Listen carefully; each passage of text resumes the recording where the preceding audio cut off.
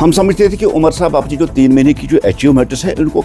Media के सामने वो कल कहेंगे, लेकिन जैसे ही कल प्रेस कॉन्फ्रेंस में उमर साहब ने पूरी तरह से सरेंडर किया, चाहे चावल को लेकर चाहे बिजली को लेकर, और साफ उन्होंने यू टर्न मार दी। पहले जब में पावर थे तब और कुछ बोलते थे, कभी तवी का कभी जहलम में बहा देंगे, लेकिन कल पूरी तरह से उनका सरेंडर करना इस बात का सबूत करता है कि उमर गवर्नमेंट जो है वो फेल हो चुकी है हर महाज पे, हर फ्रंट पे, और वो कुछ नहीं कर पा रही है। कल उमर साहब ने खुद इस बात का इकरार किया। जैसे ही मुख्तलिफ गारंटीज़ पे बात हुई तो उन्होंने कहा कि अभी मैं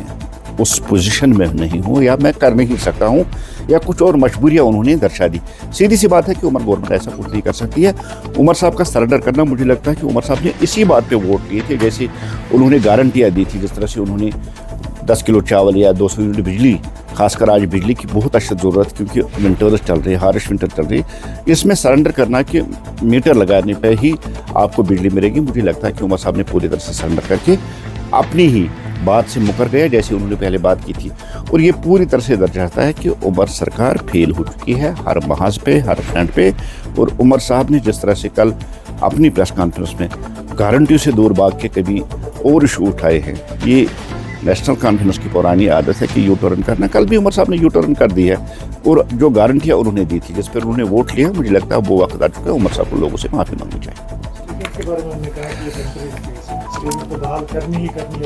देखिए, ऑन द फ्लोर देश के गृह मंत्री और देश के प्रधानमंत्री ने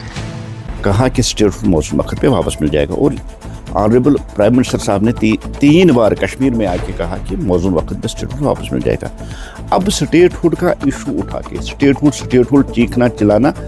ये एक पॉलिसी है कि वो पॉलिसी की जो गारंटियाँ उमर साहब ने दी है,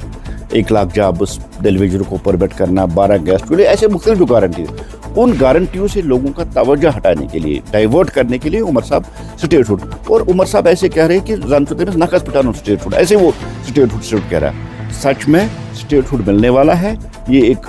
गारंटी दी हुई है, कमिटमेंट की है देश के प्रधानमंत्री ने, देश के होम मिनिस्टर साहब ने, हमें यकीन है कि स्टेटहुड मिल जाएगा। उमर साहब को स्टेटहुड का राग अलापना बंद करना चाहिए, और जो गारंटियाँ उन्होंने लोगों को दी उन गारंटी पे बात करनी चाहिए और उनको हल करना चाहिए।